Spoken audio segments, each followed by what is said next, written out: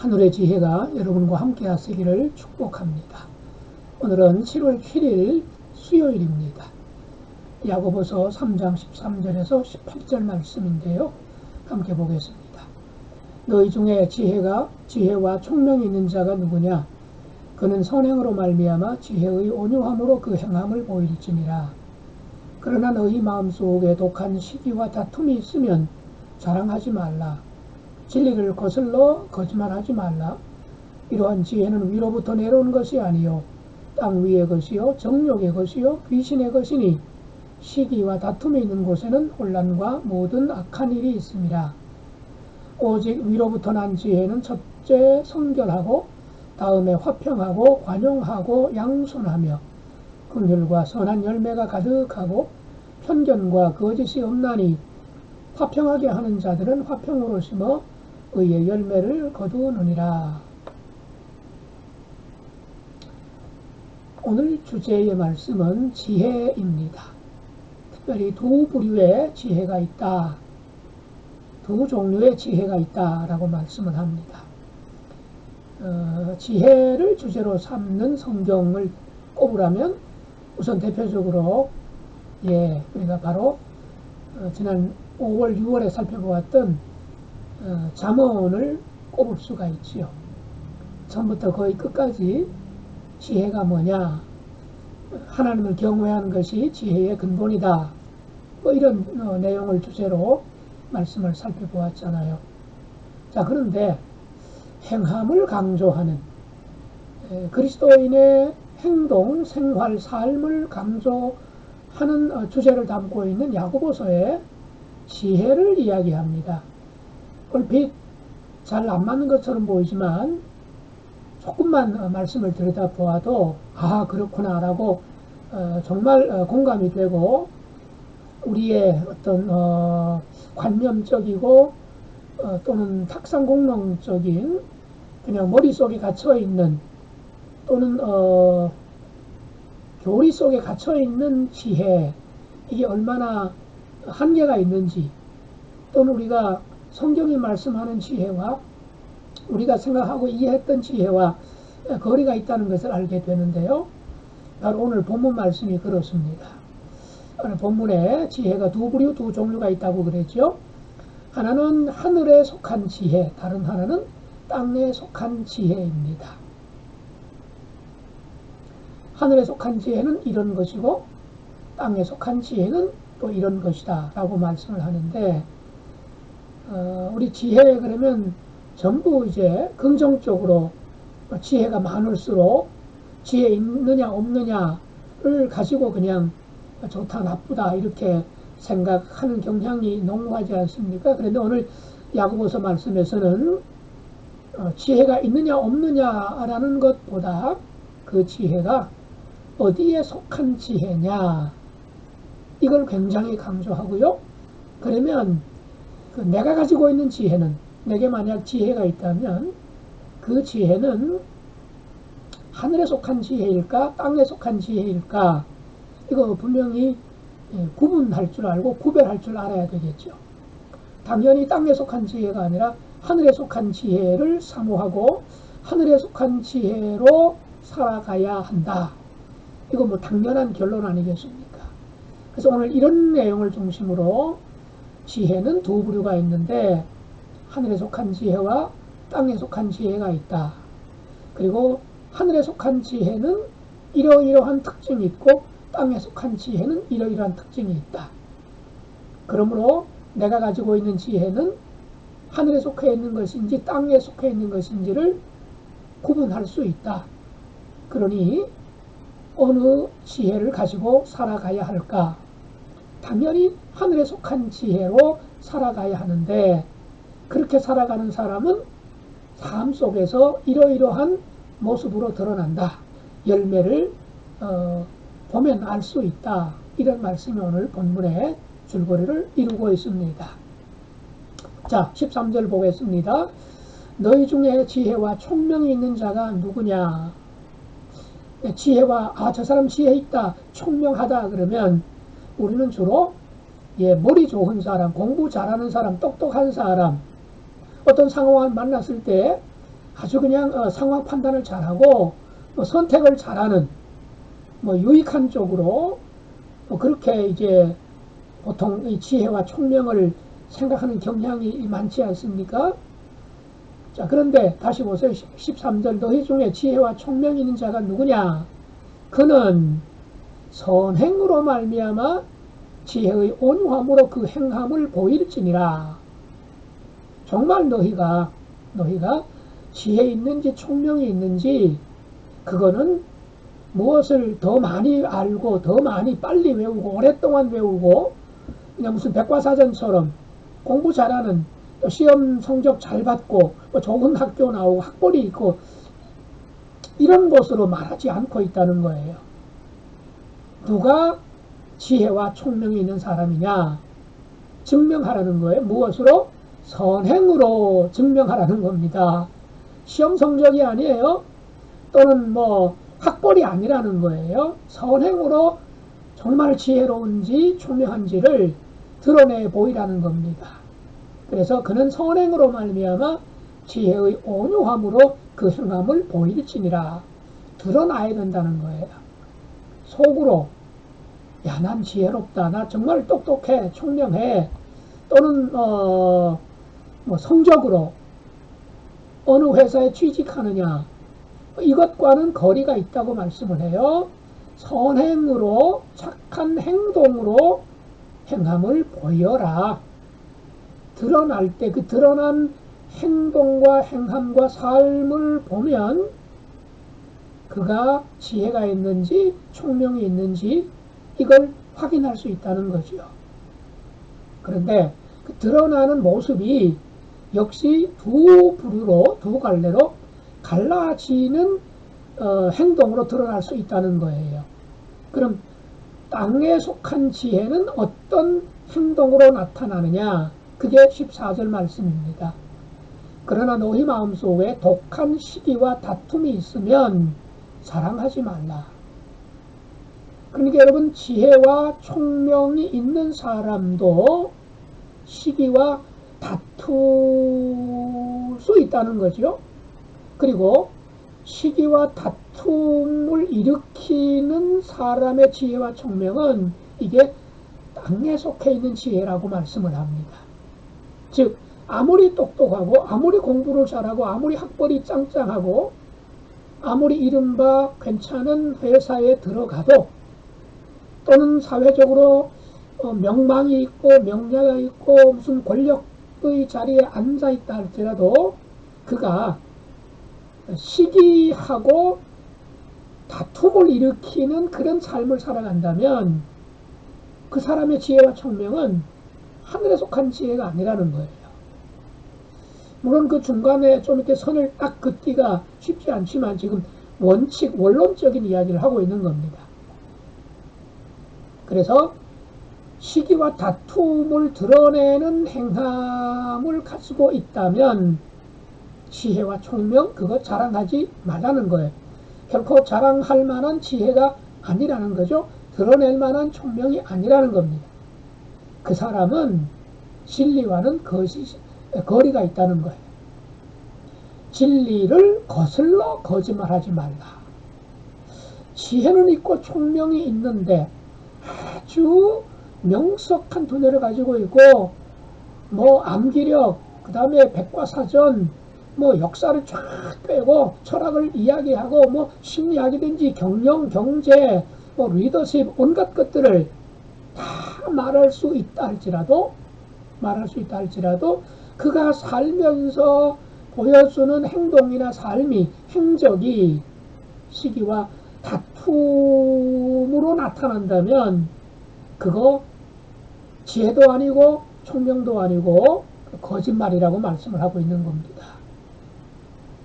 15절 이러한 지혜는 위로부터 내려온 것이 아니요 땅 위의 것이요 정욕의 것이요 귀신의 것이니. 충격적입니다. 분명 지혜 있고 총명 있다고 했는데 나타난 열매가 진리와 어울리지 않는 시기와 다툼으로 나타난다면 귀신의 것이래요. 즉 귀신도 지혜와 총명을 가지고 있다는 겁니다. 그렇지 않습니까? 귀신도 예수님을 단박에 알아보았잖아요. 아담 하와를 찾아와서 유혹했던 그 뱀도 얼마나 그야말로 지혜롭습니까? 여호와 하나님이 지으신 것들 중에, 피조물 중에 뱀이 가장 간교하더라 그랬죠. 창세기에. 그 간교하다는 단어가 우리 번역으로는 굉장히 부정적이죠. 아주 간사하고 약삭빠르고 아주 얄미운. 그런데 그 히브리 원어를 보면 지혜롭다는 단어에 가까운 뜻입니다. 아주 똑똑하고요. 정말로 좋은 아이디어를 낼 줄 알고 기발한 착상, 그럴듯한 논리로 말할 줄 아는 설득력을 가지고 있고, 그러니 인간의 심리를 꿰뚫어 볼 줄 알아야 되겠죠. 이렇게 말하면, 이런 말하면 저렇게 나올 것이고, 또 이렇게 말하면 분명히 이렇게 대답할 것이다. 몇 수 앞을 내다보면서 말을 던질 수 있는, 즉 미끼를 잘 던질 수 있는 아주 회전력, 순발력이 뛰어날 수 있다는 거죠. 누가? 뱀을 통해서 나타난 사탄이 그렇다는 것입니다. 근데 그 사탄의 졸개가 뭐예요? 귀신이잖아요. 그러니 귀신이 얼마나 똑똑하겠습니까? 그런데 아무리 똑똑하고 총명하고 지혜가 있다 할지라도 그가 드러내는 열매를 보면 그게 다툼이 되고 시기를 불러일으키는 것이라고 한다면 그게 귀신에게 속한 것이라고 하는 겁니다. 아, 무서운, 굉장히 센 발언이지요.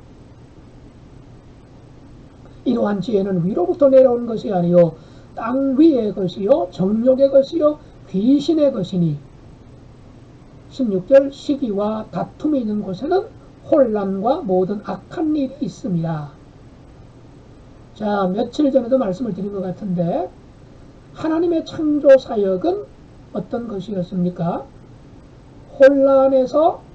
혼란하는 상태에서 질서로 창조하신 것이었습니다.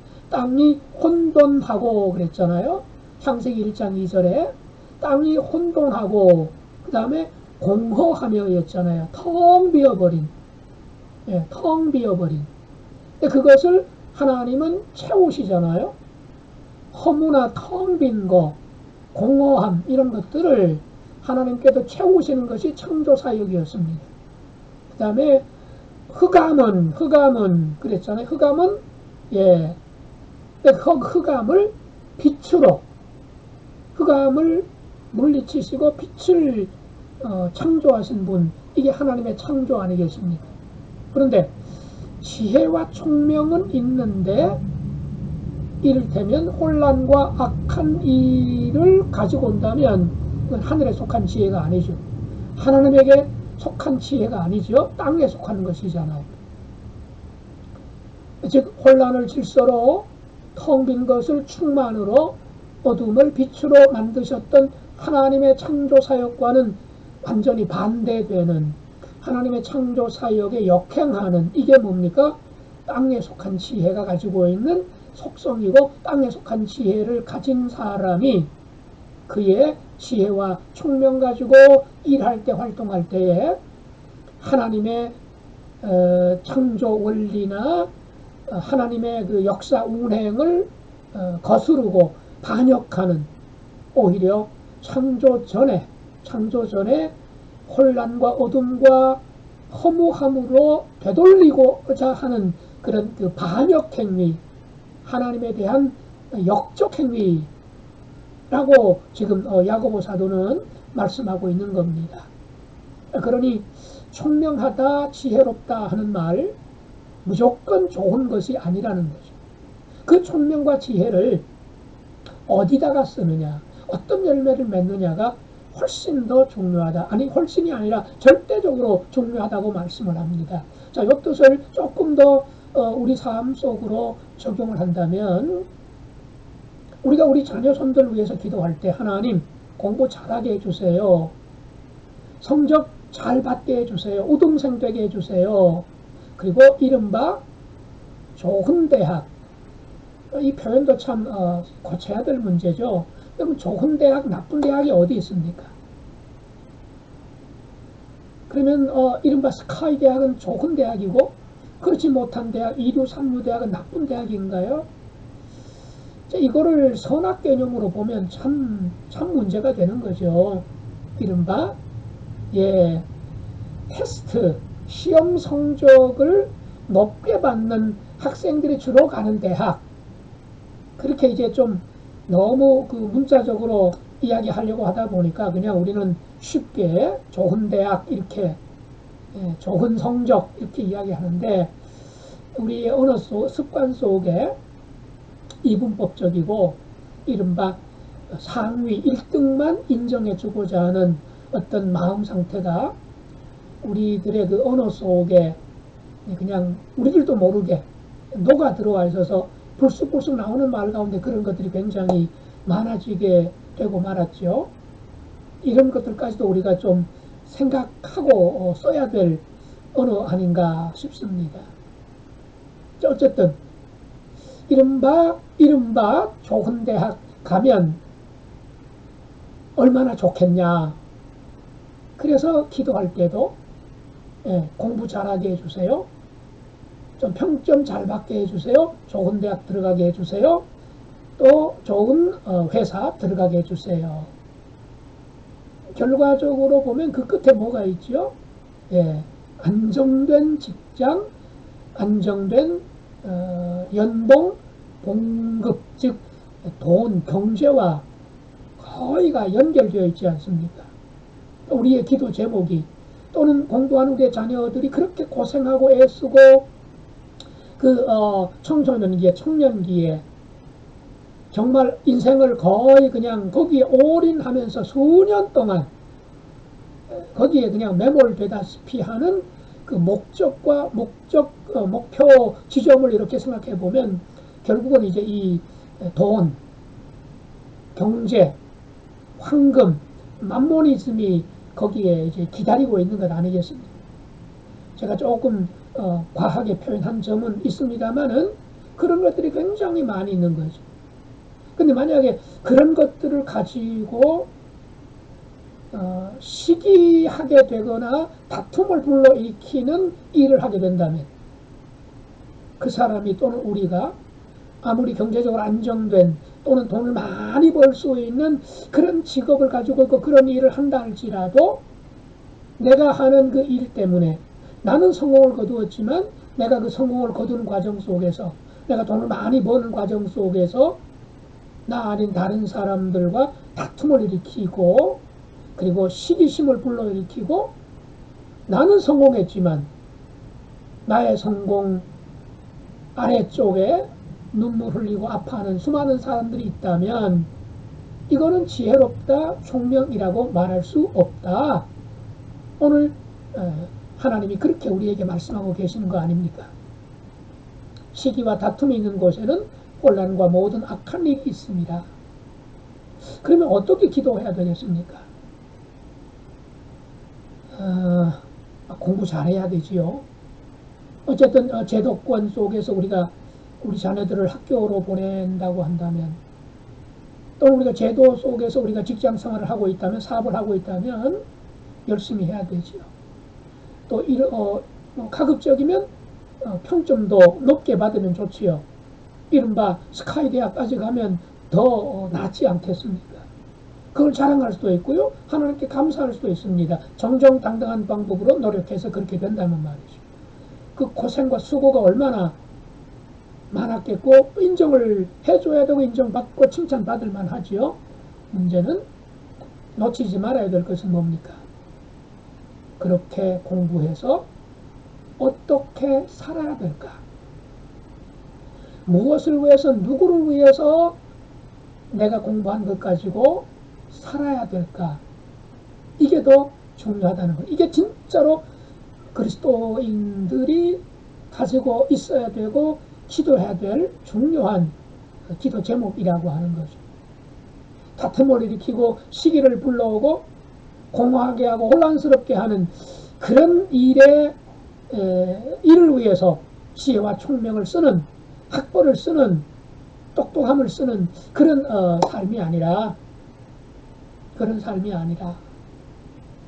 자, 그래서 참 지혜가 뭐냐? 하늘에 속한 지혜가 뭐냐? 17절, 18절에 나와 있죠. 오직 위로부터 난 지혜는 첫째 성결하고, 다음에 화평하고, 관용하고, 양순하며 긍휼과 선한 열매가 가득하고, 이런 회사, 이런 세상, 이런 사회, 이런 가정을 만드는 데에 학벌이, 학력이, 지혜가, 총명이 동원돼야 되고, 그런 일을 만들어내는 데에 쓰임 받는다면 이건 귀신에 속한 지혜와 총명이 아니라 성령에 속한, 하나님께 속한, 하늘에서부터 내려온 것을 받아서 행동하는 그런 지혜, 그런 총명이라고 말씀하고 있는 겁니다. 그러니 내가 공부하고 내가 열심히 일한 결과를 한번 살펴보라는 것입니다. 어떤 열매가 내 삶에, 우리 회사의 일터에 지금 열매로 맺히고 있는가를 체킹해 보라는 것입니다. 오직 위로부터 난 지혜는 첫째 성결하고, 다음에 화평하고, 또 평하고, 관용하고, 양순하며 긍휼과 선한 열매가 가득하고 편견과 거짓이 없나니, 화평하게 하는 자들은 화평으로 심어 의의 열매를 거두느니라. 예, 여러분 모두가 17절에 나와 있는, 그리고 18절에 나와 있는 그런 열매, 그런 열매를 맺는 지혜와 총명으로 살아가시기를, 그리고 여러분의 자녀손들과 여러분의 기도 제목의 목적이 그것을 목표로 삼고 구하고 한 걸음 한 걸음 나아가게 되기를 주님의 이름으로 축복합니다. 기도하겠습니다. 하나님 우리 아버지, 오늘은 하늘에 속한 지혜와 땅에 속한 지혜를 중심으로 말씀을 살펴보았습니다. 우리 아버지 하나님, 저희로 하여금 지혜롭게 해주시고 총명하게 해주시되, 세상에 속하고 땅에 속한 시기와 다툼을 불러오는 나만을 위한 성공과 출세에 매몰되는, 휩쓸리는 그런 삶이 아니라, 나의 총명과 지혜가 아니라 위로부터 내려온, 하나님으로부터 내려온 지혜와 총명을 가지고 힘써 수고하고 땀 흘린 결과 나에게도, 여러 이웃들에게도, 교회도, 이 지역사회 속에서도 화평을 심게 하시고, 온유함으로, 순결함으로, 성결함으로 하나님의 영광을 드러내며 하나님이 기뻐하시는 세상을, 가정을 일터로 만들어 나아가는 데 쓰임받게 해 주시옵소서. 예수님 이름으로 기도드리옵나이다. 아멘.